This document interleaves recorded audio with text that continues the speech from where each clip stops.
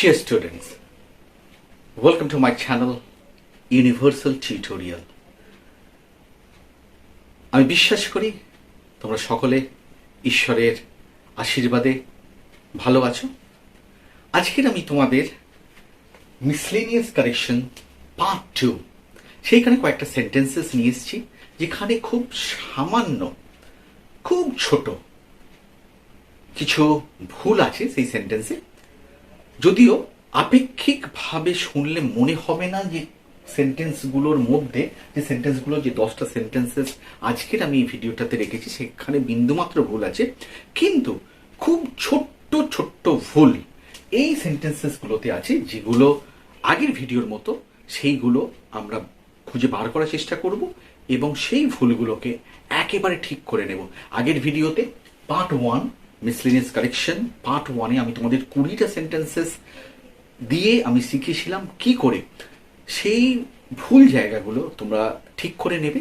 আর আজকের আমি তোমাদের এই যে 10টা সেন্টেন্সেস রেখেছি, কয়েকটা সেন্টেন্সের মধ্যে আবার দুটো সেন্টেন্সেস আছে, সেইখানে তোমরা দেখতে পাবে কি করে সেই ছোট্ট ছোট ভুলগুলো, যে ভুলগুলো আমরা প্রায়ই করে থাকি, বিশেষ করে স্টুডেন্টস যারা তারা প্রায় করে থাকে, কারণ তাদের দৃষ্টিকোণ থেকে তারা মনে করে যে সেন্টেন্সটা মনে হয় পুরোটাই ঠিক, কিন্তু না। আজকের আমি তোমাদেরকে সেই জায়গাগুলোই শিখিয়ে দিচ্ছি যেখানে বিশেষ করে ছেলেমেয়েরা ভুল করে, আর তোমরা শিখে যাওয়ার পর আশা রাখি আর কখনো ভুলবে না, কারণ এইটা অনেকটা তোমরা ফর্মুলার মতো শিখে যাবে। আমি তোমাদের প্রথম দিন বলেছিলাম একদম শুরুতে ইন্ট্রোডাকশন টু মাই চ্যানেল যে ভিডিওটা আমি করেছিলাম, সেখানে আমি সেই বার্তাটা দিয়েছিলাম যে ইংলিশটা প্রয়োজনে আমাদের কিন্তু অনেকটা ফর্মুলার মতো ধরে, যেমন ম্যাথামেটিক্স ফর্মুলা ইউজ করি সেই রকম ফর্মুলা মেনে কিন্তু আমাদেরকে শিখলে তাহলে আমাদের সেই ছোটোখাটো ভুলগুলো হবে না। তো আগের যে 20টা সেন্টেন্সে শিখিয়েছিলাম সেখানেও তোমরা দেখবে কিছু কিছু ফর্মুলার মতো করে আমি বলে দিয়েছিলাম, আর আজকেও আমি তোমাদের ধরে ধরে সেই জায়গাগুলো আমি শেখাবো, আর অনেকটা সেই ফর্মুলার মতো তোমরা যাতে ইউজ করতে পারো তোমরা শিখে যাবে, আর কখনো তোমরা সেই ভুলগুলো করবে না। তাহলে আর দেরি না করে আমি একেবারে শুরু করে দিচ্ছি আজকে প্রথম সেন্টেন্সটা নিয়ে। দেখো প্রথম সেন্টেন্সটা আছে I wish I was a bird অথবা I wish I was dead. দেখো আমি যখন এই সেন্টেন্সটা লিখছি I wish I was a bird or I wish I was dead, এটা কিন্তু যত ছেলেমেয়েরা আছে বা যত স্টুডেন্টস আছে তাদের মনে হয় তারা পুরো এটা ঠিক লিখেছে। হ্যাঁ, আপেক্ষিকভাবে এটা মনে হচ্ছে ঠিক। কেন না, এখানে তুমি দেখছো সিঙ্গুলার ফর্মে আই ব্যবহার হয়, তো তার সাথে ওয়াজ ইউজ হচ্ছে, কিন্তু কোনো ভুল হচ্ছে না। কিন্তু যে বিষয়টা আজকে তোমাদের আমি শেখাবো I was dead or I was a bird, এইটা সবসময় মনে রাখবে, এটা হচ্ছে স্টেটমেন্ট অফ ফ্যাক্ট। এটা হয়তো কোনো সত্য বিবৃতি অথবা তথ্য অথবা কোনো প্রকৃত ঘটনা। সুতরাং এই প্রকৃত ঘটনা বা সত্য বিবৃতি বা তথ্য যদি হয় তাহলে দেখো তোমাদের মনে করতে হবে যে I was dead or I was a bird, এইটা কিন্তু একটা তোমার কোনো সত্য ঘটনা বা সত্য বিবৃতি নিয়ে যদি বলে, কিন্তু প্রকৃতপক্ষে কি তুমি নিজেকে বিচার করে দেখো, তুমি নিজেকে কোশ্চেন করে দেখো যে তুমি কি সত্যিকারের, তুমি কি মৃত বা তুমি কি সত্যিকারের পাখি। তাহলে কি হবে, এখন যদি আমি এই অবস্থায় প্রশ্ন করি নিজেকে, now I am not dead or I am not a bird, that is it possible either, এটা কখনো সম্ভব হয়ে উঠবে না।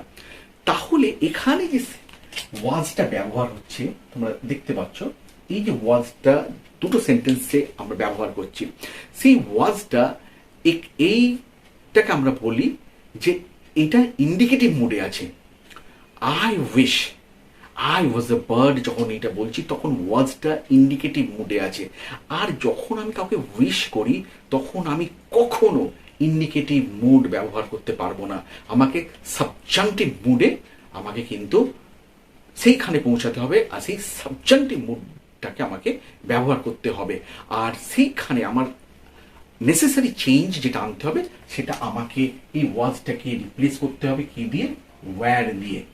দুটো ক্ষেত্রেই আমাকে ওয়্যারটাকে রিপ্লেস করতে হবে ওয়্যার দিয়ে, কারণ ওয়্যার হচ্ছে সাবজাংটিভ মুড, আর এইটাই আমাকে কিন্তু আজকের এই সেন্টেন্সে তোমরা শিখে গেলে এইভাবে ব্যবহার করতে হবে। তাই আমি কখনো যদি উইশ দিয়ে সেন্টেন্স হয় আমি ওয়াজ ব্যবহার করব না।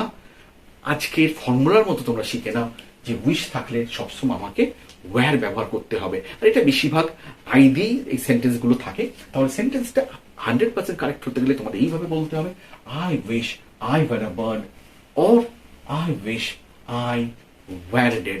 একদম ক্লিয়ার হয়ে গেল। এবার আমি আসছি second sentence, this is hard to be believed, this is not easy to be learned. দেখো এইখানে দুটো অ্যাডজেক্টিভ ইউজ হচ্ছে, একটা হচ্ছে হার্ড আর একটা হচ্ছে ইজি। দুটো সেন্টেন্সে দুটো অ্যাডজেক্টিভ এখানে ইউজ হচ্ছে। আর এটা খুব ভালো করে মনে রেখো, adjectives are generally followed by the active infinitive. Active infinitive কিন্তু সাধারণভাবে এর সাথে বসে, আর এখানে কিন্তু প্যাসিভ ইনফিনিটিভে কিন্তু আছে। সো আমি প্যাসিভ ইনফিনিটিভ কখনো কিন্তু আমি ব্যবহার করতে পারি না অ্যাডজেক্টিভের পরে। শুধু অ্যাডজেক্টিভের পরে আমাকে ব্যবহার করতে হবে অ্যাক্টিভ ইনফিনিটিভ। সুতরাং আমাকে চেঞ্জ করতে হবে এইটা, টু বি লার্নড আর টু বি বিলিভড, এই পোর্শনটাকে আমাকে চেঞ্জ করতে হবে টু বিলিভ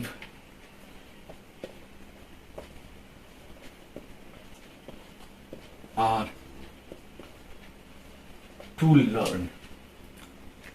তাহলে আমার সেন্টেন্সটা কি দাঁড়ালো, this is hard to believe অথবা this is not easy to learn. তাহলে তোমাদের একেবারে ক্লিয়ার হয়ে গেল সেন্টেন্সটা। এবার আমি পরের সেন্টেন্স আছে, you have made a wrong to him. অনেক সময় স্টুডেন্টসরা বলে থাকে, আমরা প্রায়ই শুনে থাকি, you have made a wrong to him. তাদের দৃষ্টিকোণ থেকে তারা হয়তো ভাবছে কোনো ভুল করেনি, কিন্তু আজকে যে জিনিসটা তোমাদের আমি শিখিয়ে দিচ্ছি এটা চির দিনের জন্য একদম তোমরা অদূর ভবিষ্যতে একদম মনে রেখো, মৃত্যুর আগের দিন পর্যন্ত তোমরা কিন্তু মনে রাখবে।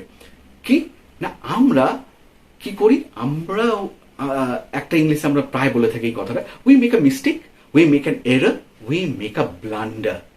আমরা মেক করি কি মিস্টেক, এরর, ব্লান্ডার। আর we do harm, we do wrong, we do injury. আমরা কিন্তু ডুয়ের সাথে যেগুলো ব্যবহার করি সেগুলো হচ্ছে এইগুলো, we do wrong, we do harm, we do injury. আর আমরা কমিট করি কি, we commit a fault, we commit a crime, we commit an offence, we commit sin. তাহলে তোমরা বুঝে নিলে যে মেকের সাথে আমরা কি কি ইউজ করি, ডুয়ের সাথে কি কি ইউজ করি, কমিটের সাথে কি কি ইউজ করি। তাহলে এইখানে আমাকে মেডটাকে রিপ্লেস করতে হবে কি দিয়ে না, আমাকে মেডটাকে রিপ্লেস করতে হবে ডান দিয়ে। এই মাত্র আমি তোমাদের বললাম যে আমরা ডানটা ব্যবহার করি কি রং বা হার্ম বা ইনজুরি, সেই ক্ষেত্রে এখানে রং আছে সেই জন্য আমাকে কিন্তু ডানটা ইউজ করতে হবে। একদম ফর্মুলার মতো তোমরা শিখে গেলে। উই হ্যাভ মেড আর বলবো না, we have done a wrong to হিম। এটাই হচ্ছে তোমার 100% কারেক্ট সেন্টেন্স। এবার আমি আসছি আমার পরের সেন্টেন্সে, fourth sentence, please grant me leave as I intend to go home. এইটা সাধারণত আমরা কাদের বলে থাকি, যারা আমাদের সুপিরিয়ার, তাই তো, যারা আমাদের বয়োজ্যেষ্ঠ, যারা আমাদের কাছে শ্রদ্ধার ব্যক্তি, আমরা তাদের কাছে এই রকম সেন্টেন্সগুলো আমরা প্রায় বলে থাকি। বিশেষ করে যারা স্কুল স্টুডেন্ট তারা তো এটা প্রায়ই টিচারদেরকে বলে থাকে, হেডমাস্টার, হেডমিস্ট্রেস, প্রিন্সিপাল যিনি হোক না কেন তাদেরকে তোমরা প্রায়ই বলে থাকো। তাহলে দেখো একটা জিনিস তোমরা আজ শিখিয়ে দিচ্ছি আমি, ইন্টেন্ড এটা কি সিগনিফাই করে, ফিক্সড ডিটারমিনেশন, একটা তোমার অভিপ্রায় বা একটা তোমার সংকল্প যেটা নির্দিষ্ট আছে, সেইটা কিন্তু তোমার ইন্টেন্টটা মাধ্যমে বোঝা যায়। আর সেই জন্য এটা কখনোই and should not therefore be used by a subordinate when making a request to a superior। যখন তুমি কোনো সুপিরিয়রের কাছে, বয়োজ্যেষ্ঠর কাছে যখন এইরকম কোনো রিকোয়েস্ট করছো, আমরা কখনোই ইন্টেন্ট ব্যবহার করতে পারবো না। আর সেই ইন্টেন্টটাকে আমাকে রিপ্লেস করতে হবে কি দিয়ে, যে ইন্টেন্টটা আমাকে রিপ্লেস করতে হবে উইশ অথবা ওয়ান্ট দিয়ে। খুব সিম্পল, ফর্মুলার মতো তোমাদের মনে রাখতে হবে, উইশ অথবা ওয়ান্ট। তাহলে তোমার শিখে গেলে সেন্টেন্সটা তুমি দুভাবেই বলতে পারো, please grant me leave as I wish to go home, or please grant me leave as I want to go home. কখনো ইন্টেন্ড আর আমরা বলবো না। এবার আমি ফিফথ সেন্টেন্সে আসি, she has an interest in music. Fifth সেন্টেন্সে আছে দেখো, she has an interest in music. প্রায় 90% স্টুডেন্টস তারা কিন্তু এটা বলে থাকে, আর প্রায় একদম কি বলবো, সঠিকের কাছে পৌঁছে গিয়ে কিন্তু সঠিকটা হয় না। কেন? দেখো, এটা সবসময় মনে রাখবে, interest, to have an interest means to claim or sure in something. বুঝে গেল? তুমি কি করছো, তুমি যখন বলছো টু হ্যাভ অ্যান ইন্টারেস্ট, তোমার কোনো কিছুর প্রতি আগ্রহ বা ইচ্ছা আছে, এর মানে তুমি ক্লেম করছো কোনো কিছুর ওপরে। আর দেখো, অ্যাপটিটিউড অর কিউরিয়াসিটি মিনস, এইটা বোঝায় যখন তুমি অ্যাপটিটিউড অর্থাৎ তোমার কোনো প্রবণতা বা তোমার কোনো যোগ্যতা তুমি বলতে পারো, আর কিউরিয়াসিটি হচ্ছে তোমরা জানো কৌতূহল। এইগুলো যখন আমরা বারবার ধরে করি, আমাদের জানবার একটা প্রবল ইচ্ছা, ঠিক আছে, সব সময় কিন্তু এটা আমাদের থাকা দরকার। এইটা যখন আমরা ইউজ করি, if aptitude or curiosity is meant, the verb should be to be interested in. তাহলে আমাদেরকে সবসময় রাখতে হবে টু বি ইন্টারেস্টেড ইন, এইটা আমাকে কিন্তু ইউজ করতে হবে। তাহলে আমার সেন্টেন্সটা যেটা, সেটা আমাকে কিভাবে চেঞ্জ করতে হবে, এখানে দেখো যেটা লেখা আছে, হ্যাজ অ্যান ইন্টারেস্ট, এইটাকে আমাকে চেঞ্জ করে দিতে হবে ইজ ইন্টারেস্টেড। সি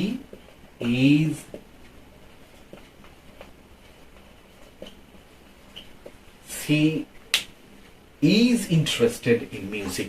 ছোট্ট একটুখানি জায়গা ভুল ছিল, সেটা ঠিক হয়ে গেল। She is interested in music. এইবার আমি সিক্স সেন্টেন্সে আসি। সিক্স সেন্টেন্সে দেখো, এখানে লেখা আছে, আমি সিক্স সেন্টেন্সটা দুটো ছোট ছোট সেন্টেন্স দিয়ে আমি তোমাদের শিখিয়ে দিচ্ছি। I desire that he will win, আরেকটা আছে I am anxious that he will recover soon. তোমাদের একটা খুব মজার কথা বলে দিই, এটা যদিও মানে শিক্ষণীয় একটা জায়গা। আফটার ওয়ার্ডস ডিনোটিং ইন্টেনশন, ডিজায়ার, অ্যাংজাইটি, তিনটে এক্সাম্পল শুধু মনে রেখে দিও, ইন্টেনশন, ডিজায়ার, অ্যাংজাইটি। এরপর আরো অনেক আছে, কিন্তু এই তিনটে হচ্ছে ভেরি ভেরি ইউজফুল আর ইম্পর্টেন্ট তিনটে ওয়ার্ড। এইটা কিন্তু তোমরা সবসময় মনে রেখো। এইখানে কি হচ্ছে, the auxiliary verb is a clause.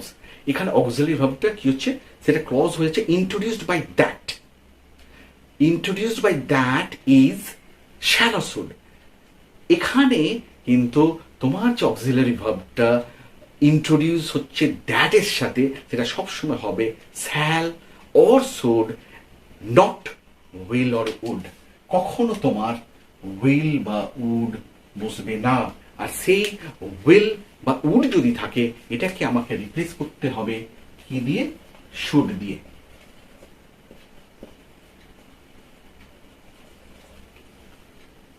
তাহলে আমার সেন্টেন্সটা কি হলো, I desire that he should win, I am anxious that he should recover সুন।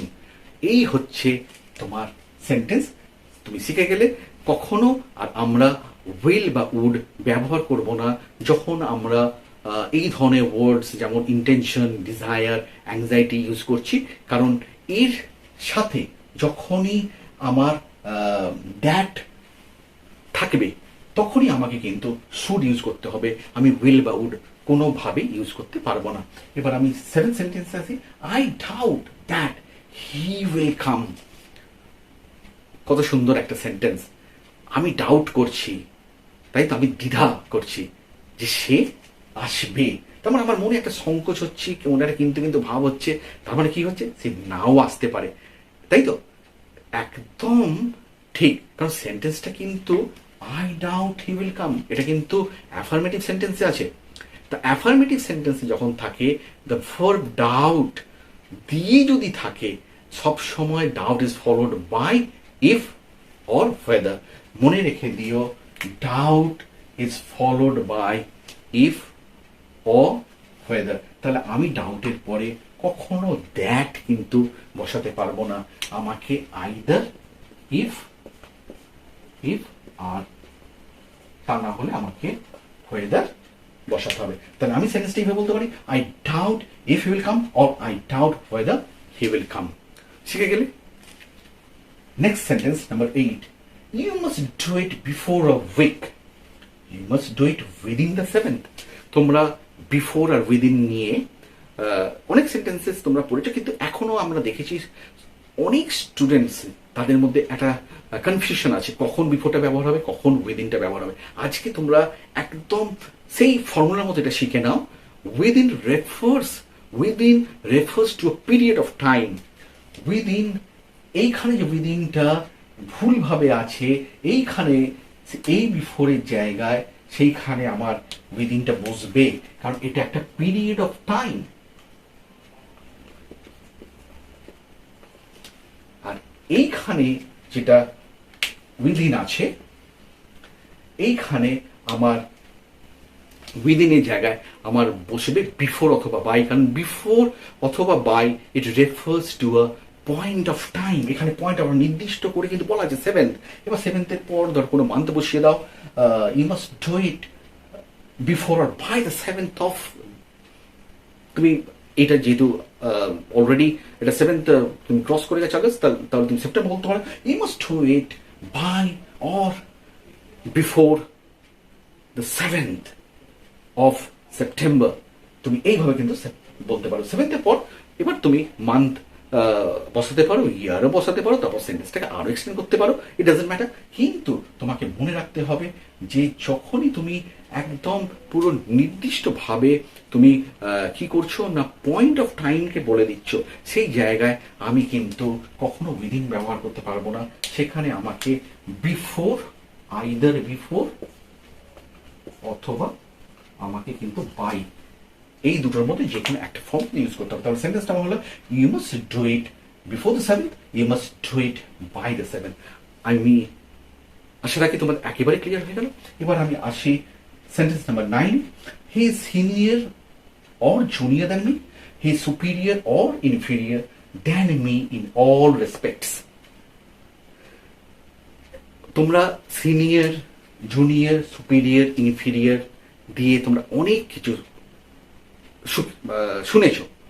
একটা কথা সবসময় মনে রেখো, সিনিয়র, জুনিয়র, সুপিরিয়র, ইনফিরিয়র এই 4টে ওয়ার্ডের সাথে সব সময় কিন্তু টু বসে। কখনো আমরা দেন বসাতে পারি না, কিন্তু এই দেনটা অনেক স্টুডেন্টস তারা বসিয়ে ফেলে।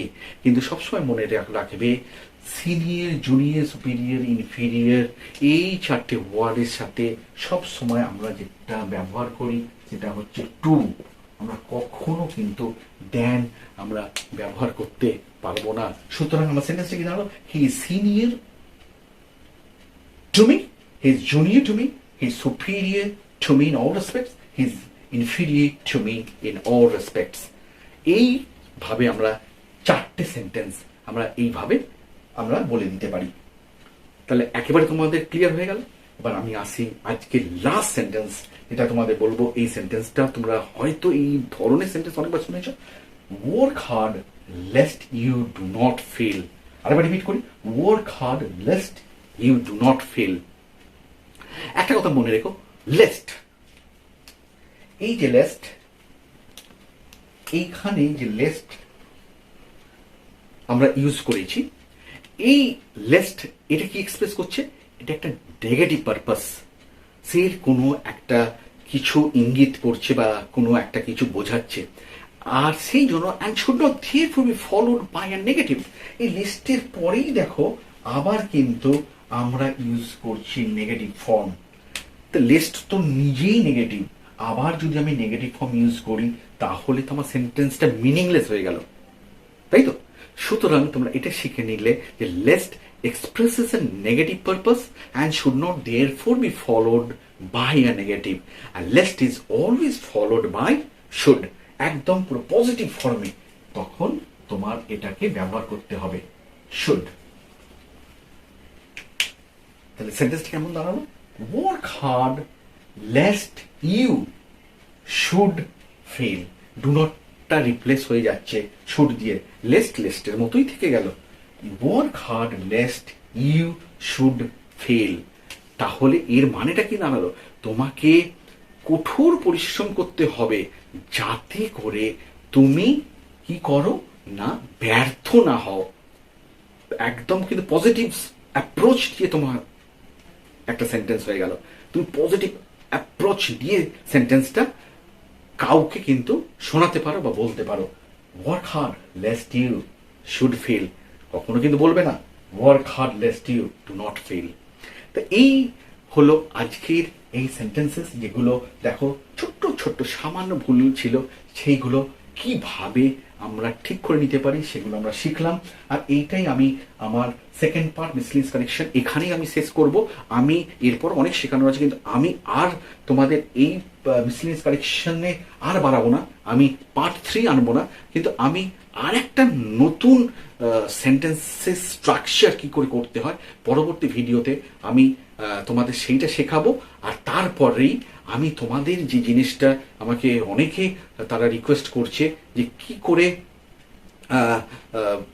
অ্যাক্টিভ ভয়েস আর প্যাসিভ ভয়েস তার যে রিলেশনটা আছে, অর্থাৎ ভয়েস চেঞ্জ যেটা তোমরা বলে থাকো, সেই ভয়েস চেঞ্জ যে একেবারে মানে যা বলতে পারো একদম এবিসি থেকে শুরু করে একদম পুরো এক্সটেন্ড করে যতটা নিয়ে যাওয়া যায় একদম শেষ পর্যন্ত পুরো ইন ডিটেলস যাকে বলে, আমি সেই রকমভাবে তোমাদের গ্রামাটিক্যালি পুরো ফর্মুলা ধরে তোমাদেরকে শেখাবার চেষ্টা করব। সুতরাং এর পরের আমার একটা স্ট্রাকচার অফ সেন্টেন্সের ভিডিও নিয়ে আমি তোমাদের আসবো, যেখানে তোমরা আরও অনেক সুন্দর সুন্দর সেন্টেন্সেস কী করে স্ট্রাকচারাল প্যাটার্নে সেই সেন্টেন্সগুলো হয় সেখানে শিখিয়ে দেবো, ছোটো ছোটো ভুলগুলো আবার কি করে ঠিক করতে হয়। আর তারপরে আমি একদম তোমাদের একদম ভয়েস চেঞ্জ সেই পার্টটা নিয়ে আসবো, কারণ আমি আনছি এটা তোমাদের রিকোয়েস্টে। আমার অনেক কিছু ইচ্ছা ছিল, আমি চেয়েছিলাম যে প্রিপোজিশনস নিয়ে আসবো, কারণ অ্যাপ্রোপ্রিয়েট প্রিপোজিশনসের অনেক এক্সাম্পল আছে, ছোটো ছোটো খুব মজার সেগুলো হয়। আর এগুলো তোমরা শিখলে তোমাদের খুব আনন্দ পাবে, খুব মজা লাগবে, সেন্টেন্সগুলো সুন্দরভাবে ব্যবহার করতে পারবে। কিন্তু তার আগে ভয়েস চেঞ্জটা যেহেতু আমাকে অনেকজন রিকোয়েস্ট করেছে, তো সেই জন্য আমি ভয়েসটাই তোমাদের কাছে আগে আনছি।